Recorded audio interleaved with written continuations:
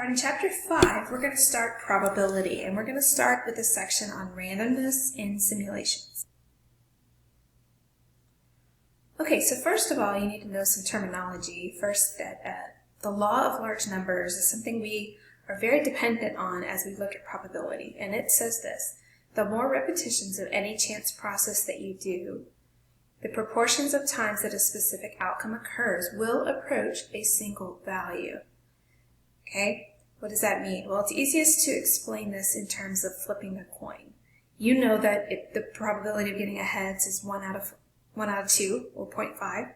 But does that mean that if I flip the coin 10 times, I'm going to get 5 heads and 5 tails? Not necessarily. So let me show you this demonstration.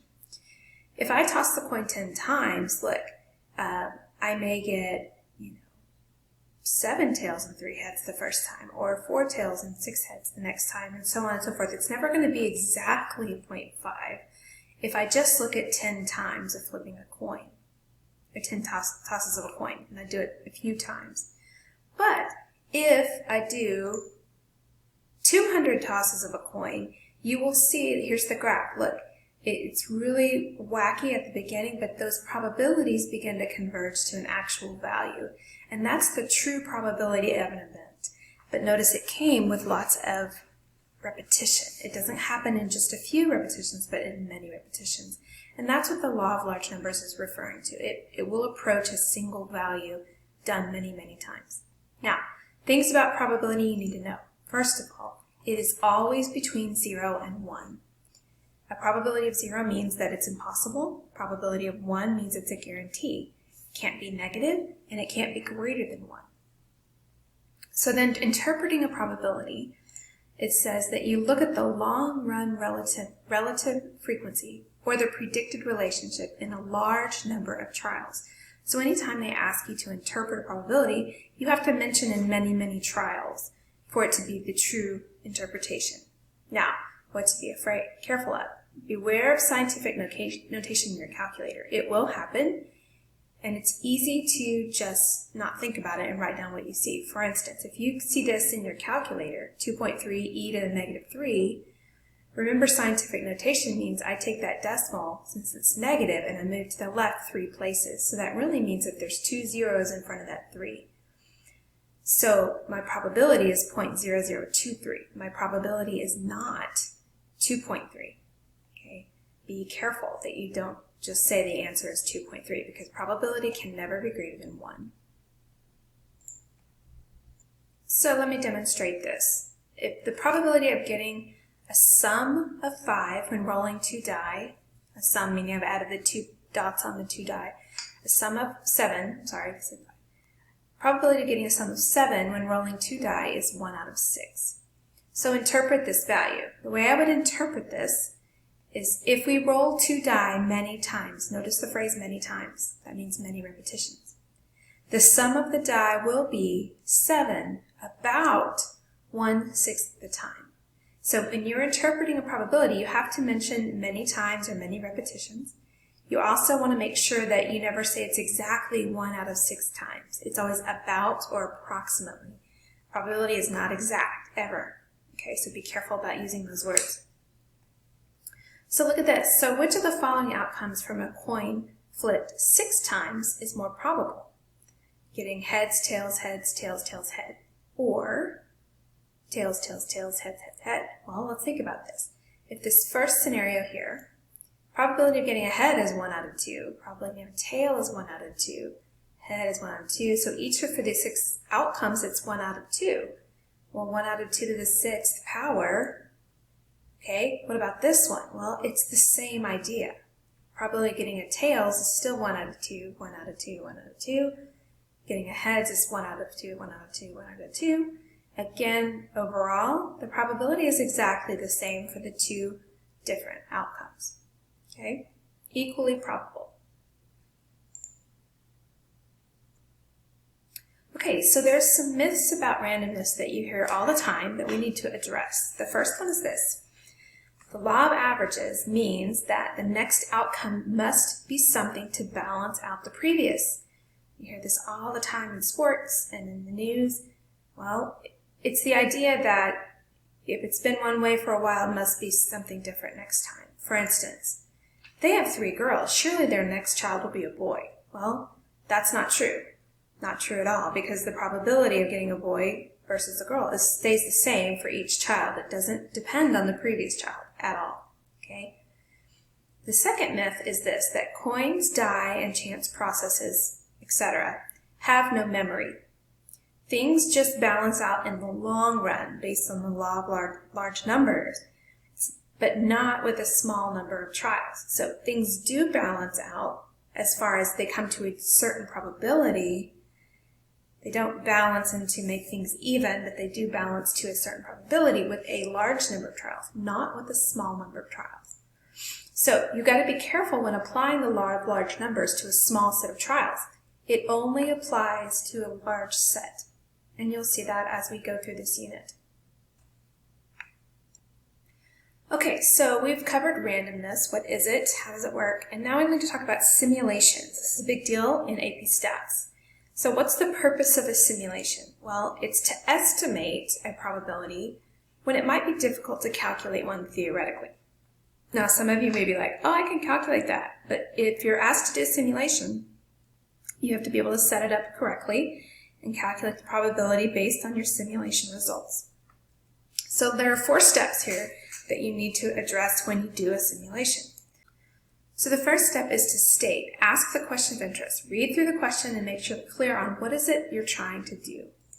The second is to plan. You want to plan random assignment process for this situation. State what is to be recorded at the end of each repetition. I'll demo some of this for you in a moment, but these are the 4 steps in general. The do step is where you actually perform the repetitions based on the information you have. And then the conclude step is to use the results from your simulation to answer the question you stated at the beginning. Now, do you have to do all 4 steps? Yes, you do. If you leave out one of these steps, you're not going to get full credit on an AP exam. And it's very important that you do all 4 steps. That way it's kind of a checklist for you. So, of course, yes, you have to do all 4 steps. All right, let me show you an example of a simulation in the 4-step process. So this one is called streakiness. So suppose that a basketball player announcer suggests that a certain player is streaky. That is, the announcer believes that if the player makes a shot, then he's more likely to make his next shot. As evidence, he points to a recent game where the player took 30 shots and had a streak of 7 shots made in a row. Is this convincing evidence of streakiness, or could it have occurred simply by chance? Assuming this player makes 48% of his shots and the results of a shot do not depend on the previous shots, how likely is it for a player to have a streak of 7 or more shots made in a row? All right, so that's the setup. So we need to walk through the 4-step process. So the first one is to state. What's the question? Well, it's down here in the wording.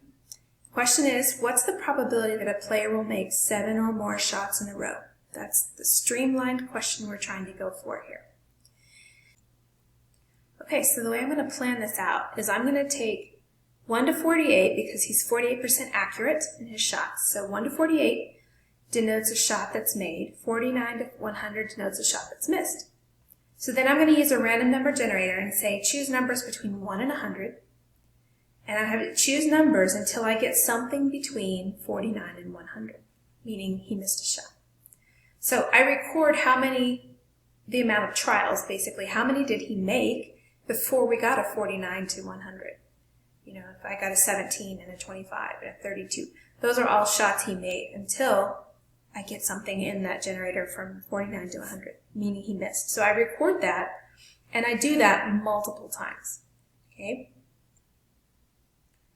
All right, so here's what I'm going to look like in my calculator. I'm going to have it choose a number for me. I hit enter, and it chooses 95. Okay, so his first shot he missed because it's over 49 to 100. He missed it. So how many trials was that? That's 0. 0 shots made before he missed. And then I'm going to go and repeat the process for a second trial. 91. Oh, he missed again. So that's another 0. This time 15. Okay, he made a shot. Do it again.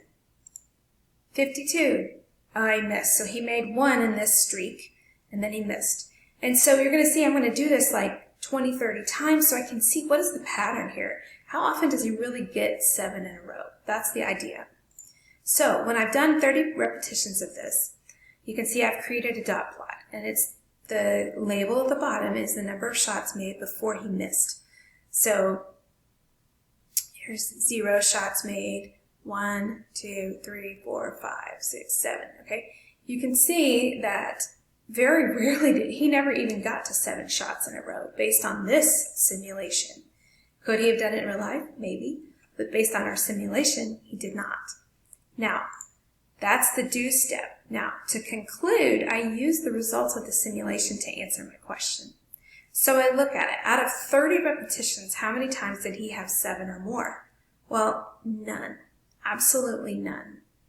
So, based on that, I would say in 0 out of 30 trials, did the player have a streak of 7 or more shots made? We would predict that there is approximately 0% chance of this player having a streak of 7 or more shots made. We base that off the results of our simulation. All right? Okay, we're going to try another, excuse me, another simulation for you. So, this example is stratified sampling. So let me show you how to do this.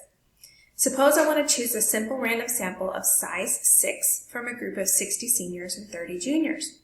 To do this, I write each person's name on an equally sized piece of paper, mix them up in a large grocery bag. Just as I'm about to select the first name, a thoughtful student suggests that I should stratify by class. I agree. And we decide it would be appropriate to select 4 seniors and 2 juniors. However, since I already mixed up all the names, I don't want to have to separate them all again. Instead, I select names one at a time until I get 4 seniors and 4 juniors.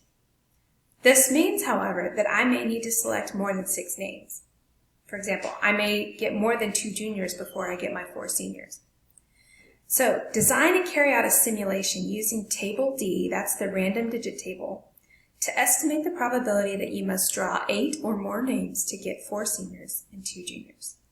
Okay, so there's some setup we've got to do to use our random digit table. So let's first back up and think, what is the question? What is the probability that it takes 8 or more selections to get 4 seniors and 2 juniors? Now, the plan step is how do I set this up in my random digit table? So here it is.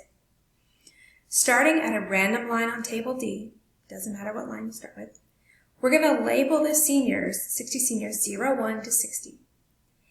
Notice it's 0, 1, not just 1 to 60. You have to have 2 digits. Okay? 0, 1 to 60 are seniors. The 30 juniors will then be 61 to 90. And then I need to address the numbers 0, 0, 91, and 90 to 99. Those will be skipped, or you could have said those will be ignored. So I'm going to read the 2 digits at a time until I get 4 different numbers between 0 and 1 and 60, and 2 different numbers between 61 and 90. Ignore repeated numbers. Record how many different numbers from 0 to 90 we looked at, okay, until we got our 4 different seniors and our 2 juniors. All right, so it's a lot of thought we got to put into this, but it sets us up to read the table correctly. Okay, so let's try this random digit table thing. Notice there's some columns between the numbers. They don't really mean anything. They're just for your eyes to keep you on the same row. So if you have to read across the column, then you can. It's no big deal. Just to remind you, we're going to use 1 to 60 for seniors and 61 to 90 juniors. Everything else we ignore, okay? Because they don't even have a slip of paper in there, basically. So we start reading 2 at a time. So 0 to 3, that's a senior. 80, that's a junior. 22 is a senior. 93, that's outside our range, so that doesn't really exist. We're going to ignore that. 41, senior. 29, senior. Now notice I have my 4 seniors. If I draw any more seniors, I still count them, but I don't need them. So 26 is a senior, unneeded. 48 is a senior, unneeded. 01, senior, unneeded. 98, outside our range, so we're going to ignore it. Then I go down to the next row and I read the next 2 digits. 77, that's a junior, so I label it a J. Now I have my 4 seniors and my 2 juniors. So the question was, how many pieces of paper would I need to draw out? Well, let's count how many we had. So there's 1, 2, 3, 4. Notice I skipped the one that we ignored. 5, 6, 7, 8. Skip the 98. And then number 9 is the 77. So that means I had to draw 9 names to get my 4 seniors and 2 juniors. So that translates to a 9 on my dot plot over here. So I put a dot on 9. And so then that's one trial. So you would repeat this same process using different rows of the table for more trials. Each dot represents the results from one trial. So that dot right there, 9, is what we just found out on this table. Now, the dots here, I've done 10 trials. It's really not that many, but it kind of gives you an idea. So remember, what's the question here? 8 or more numbers to choose. So based on our simulation, it says in the simulation, 8 out of 10 trials required a selection of 8 or more numbers to choose 4 seniors and 2 juniors. So I counted 1, 2, 3, 4, 5, 6, 7, 8. 8 out of my 10 took 8 or more numbers from our digit table to get the 4 seniors and the 2 juniors. So the probability it takes 8 or more selections based on the simulation is approximately 80%.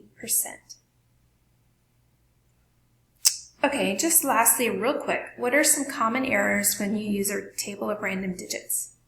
Sometimes they ask you to do this, and there's common errors students make. The first is this, that the labels don't have the same length. Like you're supposed to use 0, 1 to 50 instead of 1 to 50 because the labels have to be of the same length, either 1 digit, 2 digits, 3 digits across the board, whatever the data requires. So make sure your labels have the same length. The second common mistake is not mentioning with or without replacements. Like, do I ignore repeated numbers or not? Additionally, what do you do with the numbers that don't match your data like we did on the juniors and seniors? What do we do with 91 through 100? Well, we ignored them. You want to make sure you've covered all your bases when you are labeling numbers. All right?